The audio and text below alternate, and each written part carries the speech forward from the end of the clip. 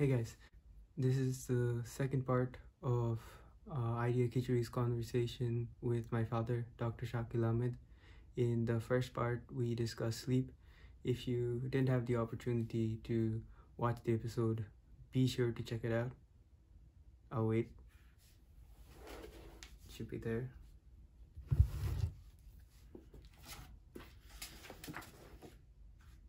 Anyways, this part of the episode is mostly on parenting, my father being a pediatrician and also, well, a parent we think is well qualified to take on the topic. We start off this episode with some hard-hitting stuff, pondering the meaning of life. We discuss what the role of a parent is in rearing a child. We also tackle interesting questions such as, should parents bribe children? And should parents have to give exams before being parents? Most interestingly, how was I as a child? So strap on for the second half of our conversation. It gets deep, so I'd suggest you bring a submarine.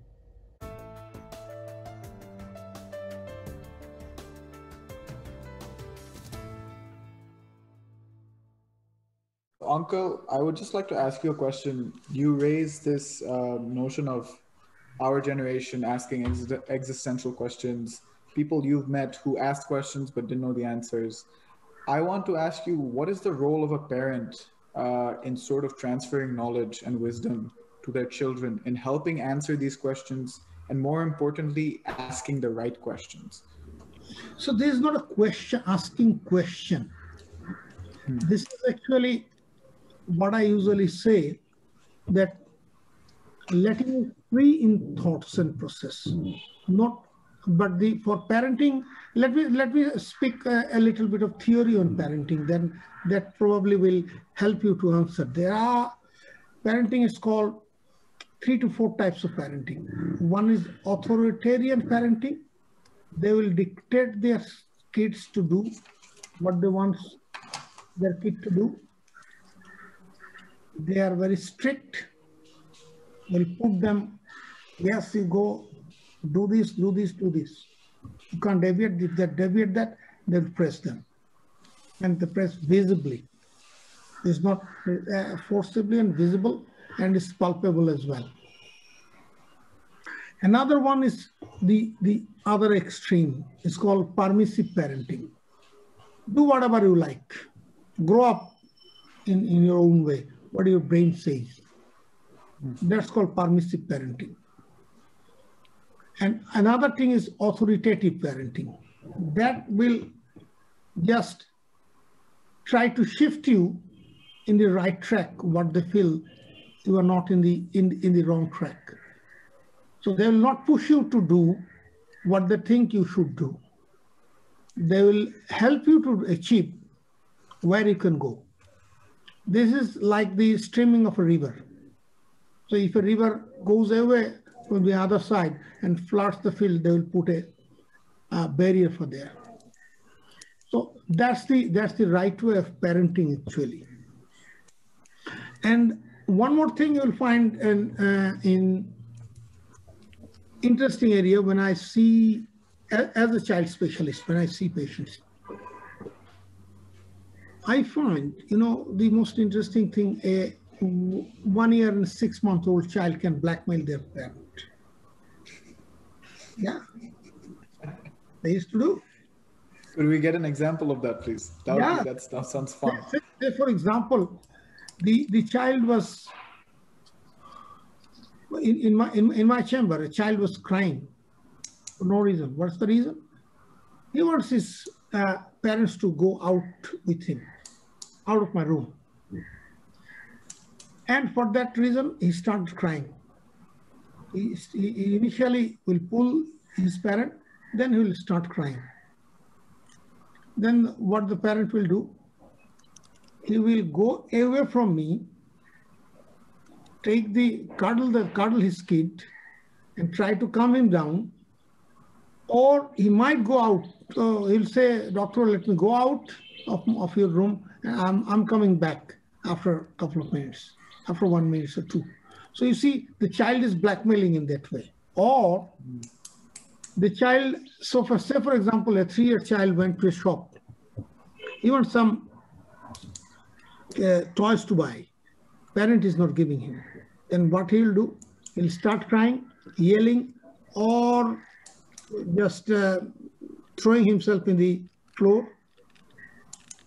At that time, parent will be buying that stuff for him and giving it to him. So these kids have actually developed methods or ways how to bring the things from their parent. Because you see, the way they are doing these things, they understand that, yes, if I do this, the parent will bow down. So they do this. So 1.5-year child can blackmail their parents. And if the parent allow this with these kids, you see, a demand of a child of 1.5 year may be a chocolate. But demand of a child who is 6 years old is something different. Demand of an adolescent at the age of 14 or 15 may be something very dangerous. But if they don't fill it up, they know how to blackmail their parent in that way. So parent will be blackmailed, and the kid may go into a bad direction. And if you think yourself in your school time, you can recall some of your friends doing this very thing with their parents. They might, you'll find those kids are doing something which is unthinkable to you at your age. They're getting permission from their parents. So that's the thing, that's the way. Well, let's put the discussion on this area, and I'll proceed forward with the life skill and soft skill of life. Ishmam, I'll ask you to go later on, because we had such conversations a couple of times, so you know these things. No, I had a question. Regarding, I don't think I ever asked you this question, okay. But this is a very interesting question, because you mentioned that when you notice that your kid is sort of not going in the right direction, you can sort of help him go back into the right track. But how do you define the right track? Because I would like to say that this is a very standard Ishmam question. No, I want to know, because I feel like it's a it seems a very easy question. Like, some things might be super simple, but there should be a lot of. Okay. Let me pardon. Let me go with this question. It's not that it will be culturally dependent. It will be with the parents' knowledge, skill, and other things, and parents' understanding of those things. And they need to know how to, if they know how to pull their kids on the right way. It's not that pushing him in the right track. It's that what I've just given you example, how the kid is blackmailing you, how the kid is doing this and that stuff. That's the way. And you need to make your kid in such a way that they raise questions, and answering the questions from the parent side. Answering the question in the right way and a truthful way is the right way to guide your kid. Not to say falsehood for a child, even he is a 2-year-old child. Not to say for example, somebody in my chamber came and was telling her, don't do this, the doctor will beat you, doctor will scold you. And I just tell them that why you are lying with your kid. Because do you think I'm going to beat your kid or scold your kid? And do you feel that a 2-year-old child is understanding this very thing? Why do you do it? So you see, in that way, what I feel, a mistrust gradually, subconsciously develops between the kids and the parents. Maybe, I don't know, this is my theory. I haven't read it, but I feel that if the parents continue this, and again, you see most of the time, one more problem with which parents bridges to me is the child is not eating well. So what do? They bribe their child that if you eat, I'll give you this. If you eat, I'll give you that. And many of the times they don't fulfill their commitments. So the child learns that fulfilling the commitment is not always the ideal way to achieve something, do something. So he learns the wrong way of life's basic core thing. So if you can give the child stronger basic core thing, he will not deviate from his pathway. And he will find his own pathway in the course of time. Yes, sir, go ahead. Got your answer. Yeah, I think you gave in a super nice example and a nice theory. I just want to ask, in terms of Ishmam, how did you go about like instilling these core life skills in Ishmam, and how was Ishmam as a child? Okay, that's This is the expose part of the show. I'm thinking how to answer this. We'll make fun of him later for this. It's a So I'm trying to screen them, to scheme them how to give answer. You see, scratching my head, back of my head. It's fine. You can answer. Like, I don't mind. Okay, it's not that mind or other things. Actually, I want to know too. what we did with Ishmam is that we never lied to him. And that was our basic motto. They will never lie to him on any issue. And we'll try to give answer as much as possible with us. We'll be free with him on issues, whatever he wants to discuss, whatever we want to discuss. Even at present time, we discussed with him. You may have heard that me and Ishmam or his mother, we used to discuss an hour together.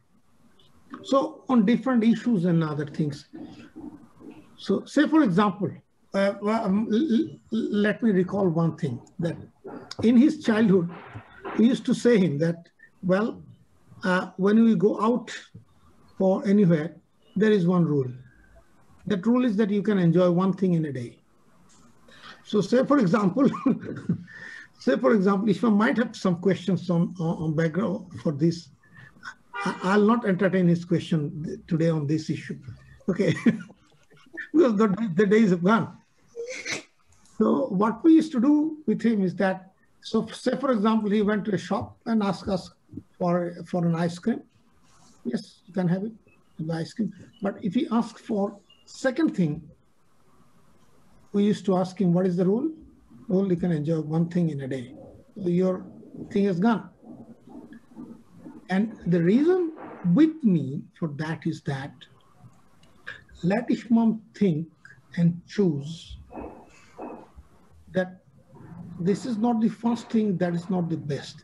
There's something else can be coming better. So let him have this thinking process active to go with the choices and questioning himself. So that was actually my thinking for this rule. So those Very smart. There are other stuffs as well. There are many other stuffs which, well, if I can recall by the course of time, I might give example for that. And if you have any more question on parenting or things like that, you can go on. And I have a question for you guys. Should I? Okay, let me. No. I have a question for you before you ask your questions, and that would be like, I think it's very strange that we need to give an exam for driver's license, but people don't need to give exams for parenting. I know this has been said before, but I think that yeah, like people just have zero understanding of like child development, or even like people just assume they know how to raise a kid. And what are your thoughts on that? Like, should we have an exam for parents before they become a parent? Well, as I have just said, that is culturally different. And it's totally different of culture, education, is intellectual ability, is social ability, and this will differ. Say, for example, if I go with an extreme example, and Ishmam has given me the link very initial way. There is an island in the Andaman that's called Sentinel Island. Have you heard about that island? Sentinel Island is an island where people are living in the same way they were living for last 10,000 years. And no civilization have entered in that area till today. So if you think that how they raise their kid, so they raise their kid with their own ideology, with their own philosophy of living. And again, in a remote Amazon area, Amazon locality, where dress is a scarcity. So moving around without dress is not is a normal thing, is natural thing for them. But for us here in an urban city, in civilized area, what we call we're civilized, we don't do that. So rearing of child will be different from generation, not only generation, from the society to society. Say for again, let me give another example. For us, in a Muslim world in Bangladesh, drinking with your adolescent child, we can't think of it. You can't have an alcohol or things like that if you are Muslim, or say for you, even if you are a non-Muslim. You don't do it in subcontinent. But for the Western world, it's a normal and natural thing. So these are the different, the culture will guide you how to grow your child in the own way. But a basic thing is that what I say in my patients, my parents, the parents that come with their kids, that the best way of parenting is authoritative parenting. So you don't dictate him, you don't permissive him. In both ways, it's bad. So that's the thing. Right, it's a balanced approach. And also on what Fardeen said, in terms of examinations for parenting, I pretty much disagree. I haven't given that answer. Well, I'll talk on that. Go ahead. No, it's okay. Okay, you just you complete it. I pretty much disagree with that simply because I don't think parenting is something you can examine. You can teach someone the fundamental theory of good parenting, or like you said, the different types of parenting. But if you were to sort of test everyone on how good of a parent they were, you might produce a similar sort of parenting style. And in turn, what you'd see in the offspring of those people would be a similar sort of personality, not personality, I don't want to say personality, but a similar sort of offspring where they don't have much individuality. Parenting in some senses can be dysfunctional because some people aren't good parents, some people are great parents. But that doesn't mean that the result of that is necessarily always bad. You see many people who have a chip on their shoulder because they've not been treated well when they were children. They go on to teach other people how they could have been parented better. And this is sort of good for us to be aware of. So I don't think it's good for us to sort of have a strict dogma or a same parenting style for everyone, saying that that's the best one for you. I think parenting differs on an individual basis, depending on what sort of child you have, depending on their personality, depending on your personality. It doesn't suit everyone. Everything doesn't suit everyone. So that's basically my thought. So what Adib has said, I do agree with him that you can't make human generation in such a way that if you are a good parent, you can have a kid. If you are not learning the parenting, you can't have kid. So that's not the nature says. And the beauty of the world is that, but I always say, when I speak with Ishmam, that there will be good, bad, and ugly. And if you feel, say for example, Fardim and Adib, if you go to, I always give this example to Ishmam and all the people say, Fardim and Adib, if you go to an island and find everybody have the same face like you, not same face, same thinking like you, same way of talking, same way of eating, same way of playing, will you be able to live on that island for an hour or two? What do you say, Fardim? Yeah, no. So, and Adib, I think your answer is same. You can't live in that island for an hour or two. You have to run away. So you see, I think I would enjoy that island for a few hours. Okay, that's an adventure.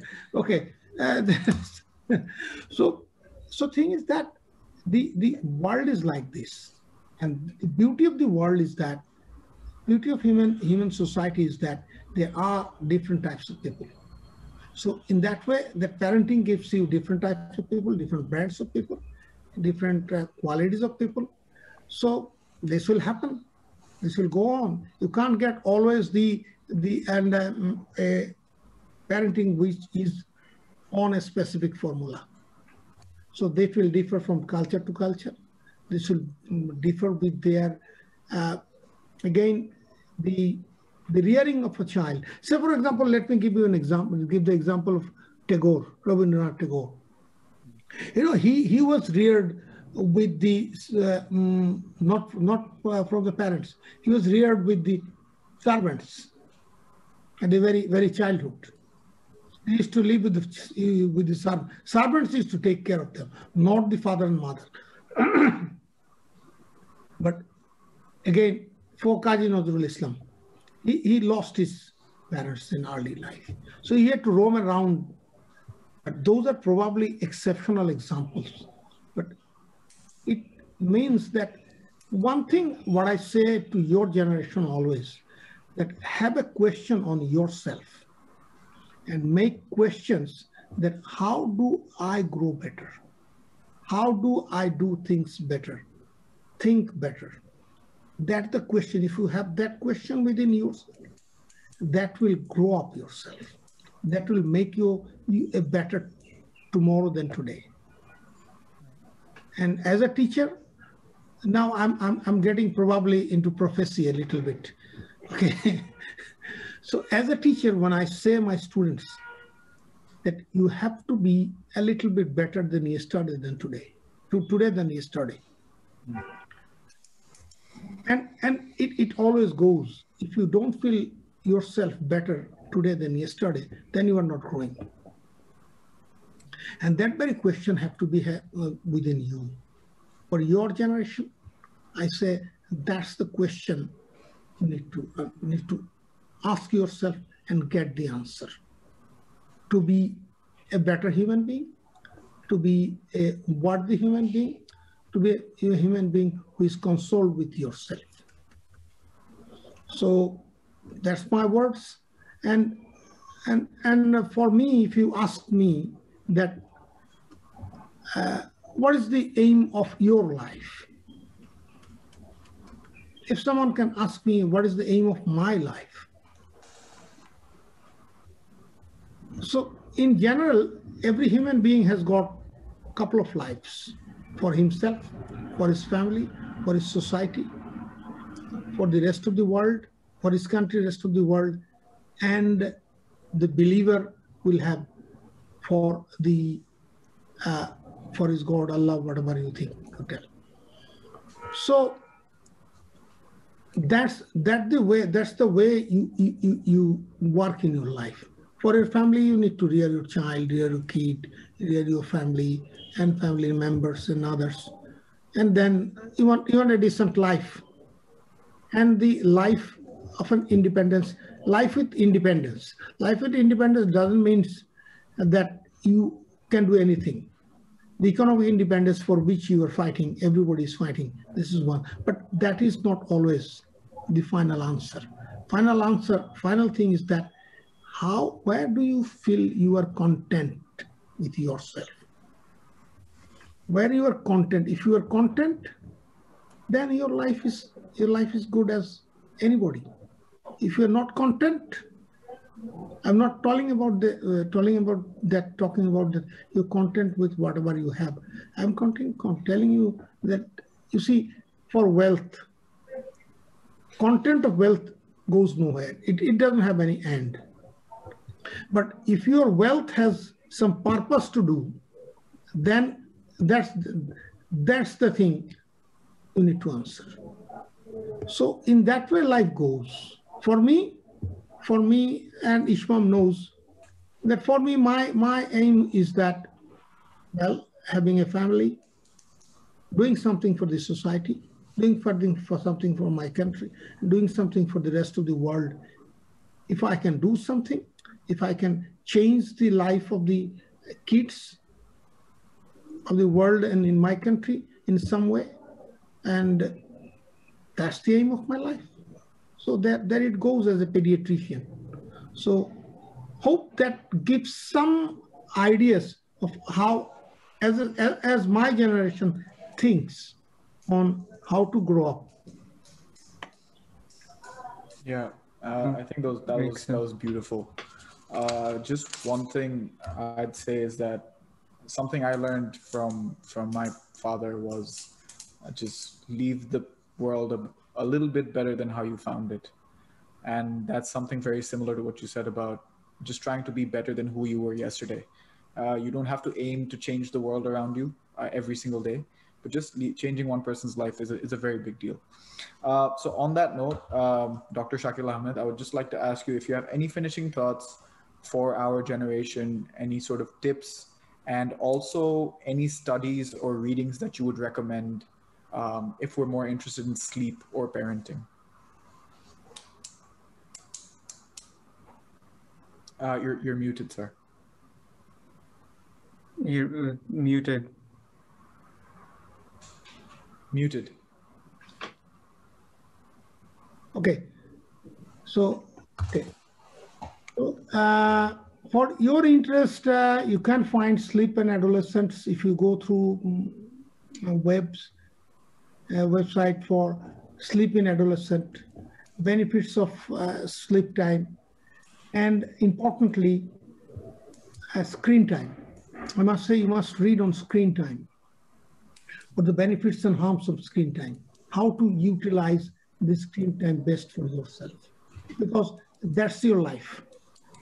That's this whole screen is a big part of your life, and nobody can escape it. And no one will tell that you go get rid of this screen. You can't get rid, because the world is evolving in this screen.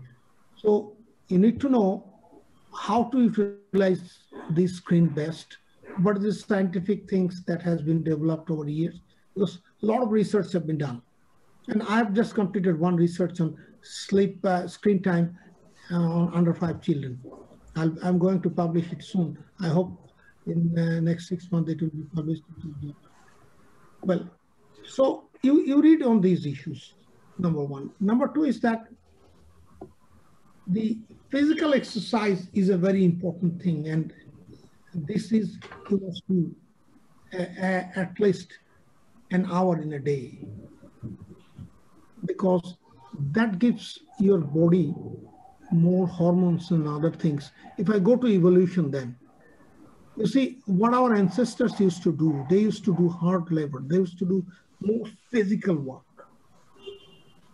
10,000 years back, what they used to do, they used to go for hunting and coming back. Those are physical labors. And our body system has been developed in that way.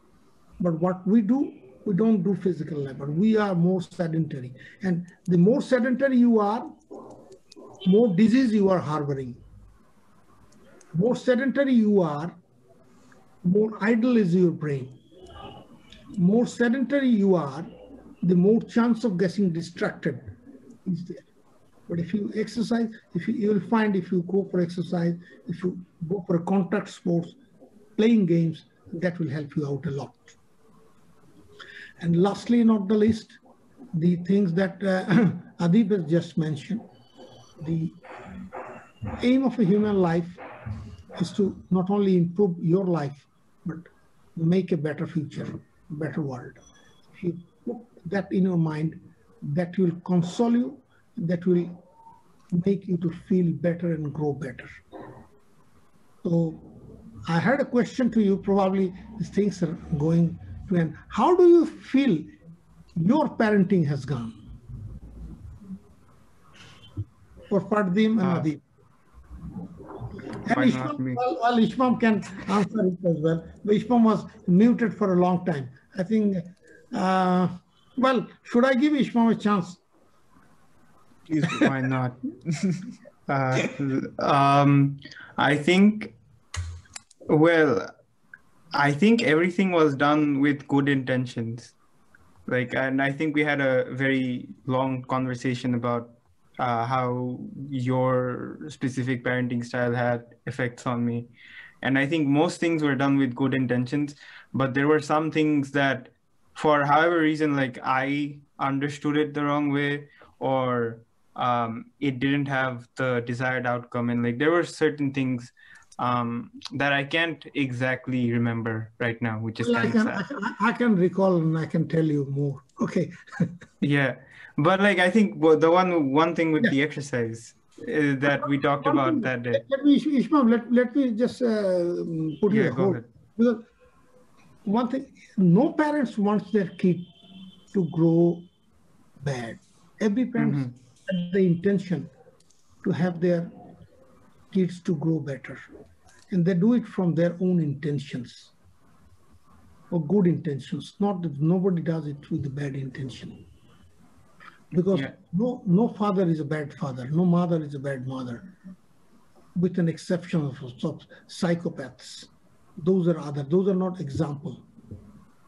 So from the parenting point of view, that's one thing. But for understanding a parent from the adolescent and children's side is another side, which we haven't discussed today. Probably we'll discuss it in another way, another day, that how kids should understand again, and you should understand, your young generation, your generation, to understand your parents.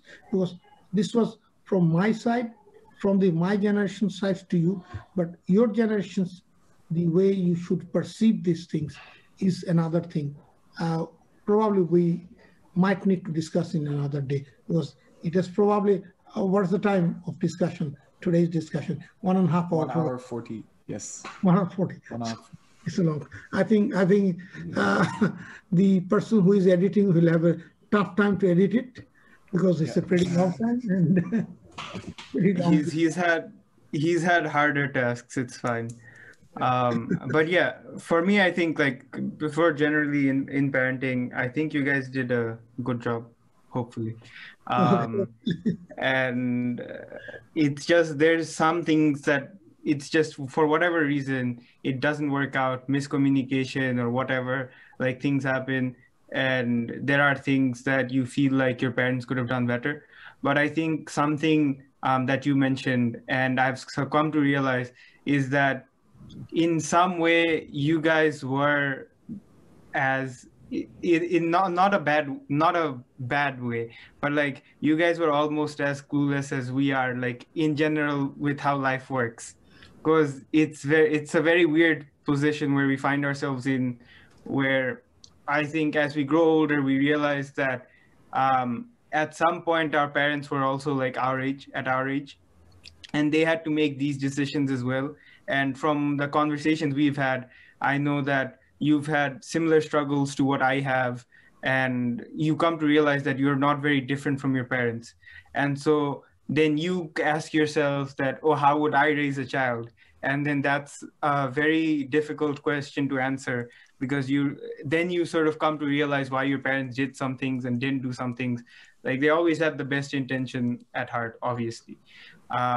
And I think that's when you sort of start to bridge that gap between a parent and a child. And I think that just comes from age, because as you grow older, you realize that, oh, like I don't have all the answers. And I'm guessing you also don't feel like you have all the answers, but you had to do the best with what you had at that moment. And there's also my communication to you. If I don't tell you something, you won't know. And there's all these things that work together. So yeah, in general, I'd say you did a good job. I'm here at UBC. I've got a job. I'm physically fit. So I think you did a good job. The future will tell the rest. Okay. Yeah. Okay. Pardim and Adib, I think you must have said something. Yes, And I've got some thoughts on that. before finishing, Philip, go first.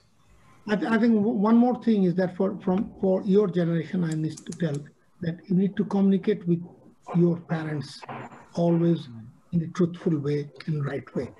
That will help you out, because those are the best friends of your life, because they want your life to be better. So you always communicate, don't hide things, don't try to disclose as much as possible. That will help you out. So from my generation, this is another tip which you asked for. Okay. Yeah, thank you for that. I would just like to say on behalf of Ishmam, I've known him for a bit, but now I know him a bit better. And I'd say you've done an excellent job of raising he's a very good guy. He's very hardworking. He keeps us in check. So I don't think, as his friend, I have no complaints about him. Personally speaking about my parents, in terms of what you said about communicating with your parents, I did a very bad job of that when I was younger. But as I've grown older, I've realized that nobody is a perfect parent. We're all learning, just as I'm learning to be a better, I don't know, adult, I guess. Parents are learning to be parents still. And it's sort of a thankless job unless the child is aware, comes, no? Okay, it's just, yeah. So, yeah, I think it's, as we grow older, it's important for us to understand that whatever our parents did was with our best interests at heart. And yeah, I've been more and more appreciative of my parents, communicating with them much better. And it's been very good. It's been very good. So I'm happy for the way they raised me. And yeah, let's just see how I end up as well. We'll find that out later. Pardon. Yeah, I'll just say that there's a Mark Twain quote. I think he said that at 16 I left home and I thought my dad didn't know anything. A year later I came back and I was surprised that he learned so much in a short span of a year, which goes to show that we have very idealized, like kids have very idealized worldviews on how things should be, and only when you're in the real world do you realize how things really are and all the trade-offs that you have to make. And you can't do everything perfectly no matter how much you want to. And like Mike Tyson said, that everyone has a plan until they get punched in the face. With that said, I think I talk about this a lot. I think my parents did an excellent job in raising me. I don't remember anything that I didn't like. That were like, I still remember, like, there's obviously, they scolded me for eating ice cream or something. There's always those things. But I think in general, two things. I think my mom, one thing she really underscored was the importance of being logical, and just reasoning from first principles, right? So she said that I'll let you go out or I'll let you do XYZ thing if you can logically argue your case to me, and I'll listen to you, instead of it being like, no, I'm and stuff like that. It was a cultivation of culture around logic and reasoning, which I think has benefited me a lot, which ultimately pushed me towards STEM and all that good stuff. And I think for my dad, he is always reading, he's always studying, and they're like, our house has way too many books. It's just too much. We have to get rid of those. That's why we're doing an Idea Khichuri giveaway, book giveaway.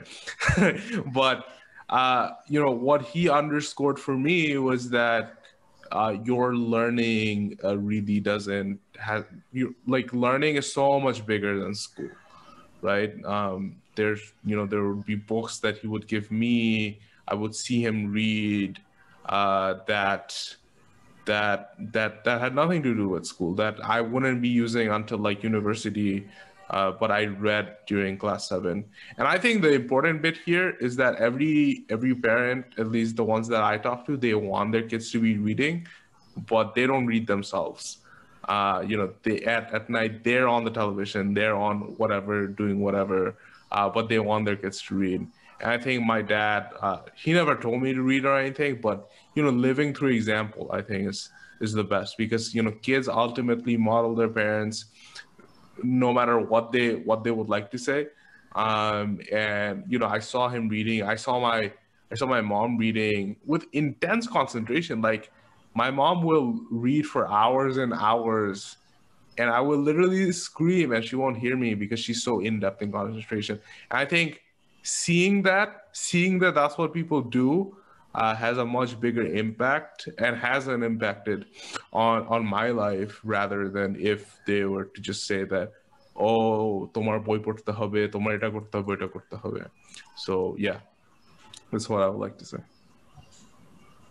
So I think I at the very beginning, I was telling you that I was a little bit tensed in the discussion with your generation, because I'm on the fire from 3 to 1. So, but I think I enjoyed the discussion, and this is something is good. I really enjoyed it. I hope, well, things are fine. Thank you very much for inviting me here. Yeah, thank you so much for coming. I think we definitely need to do a round 2. There's so much we haven't really spoken about, and I think it wasn't very wise to do sleep and parenting all at once. They're very big topics that we can talk about.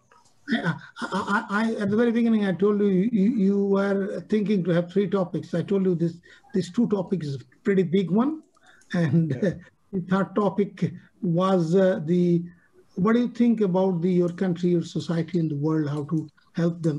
That was the 3rd topic. We'll try to discuss later on. Thank you very much. Thanks a lot. I think this was another example of where we should be listening to the parents. You said this before. We just didn't listen. Right? But it has been such a pleasure talking to you and sort of learning from you. So thank you for coming on. I hope you enjoyed the conversation just as much as I did. Just finishing thoughts, Ishmam? I don't know. I have nothing much to say. But yeah, it was very fun having this conversation.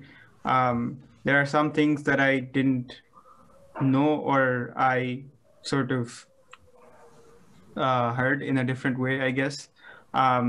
Because I have conversations with my father like daily and most days it goes above an hour. So like I've heard most of these things, but some of these things were sort of rephrased, and when you hear them differently, they strike you differently. So yeah, I feel like it was a very productive conversation. Hopefully the listeners will also like find this a very interesting conversation. Then if you want more, let us know. If we can make him get some time, we can have him on again and discuss more things. If you think we had questions that we could ask him that were more interesting, you could go ask that. If you wanted him to reveal more of my childhood secrets, you can put that in the comments as well. Maybe we can let him do that next time. But yeah, I think that's all from me. Yeah, yes, guys, to wrap it up, that was another episode of Idea Khichuri. Always remember to like, share, and subscribe. We're on YouTube, Instagram, and Facebook. You can find all those links in the description below. Lastly, if you want to find some of the studies or the readings that were mentioned in this conversation, again, in the descriptions below. Till then, stay safe and keep cooking.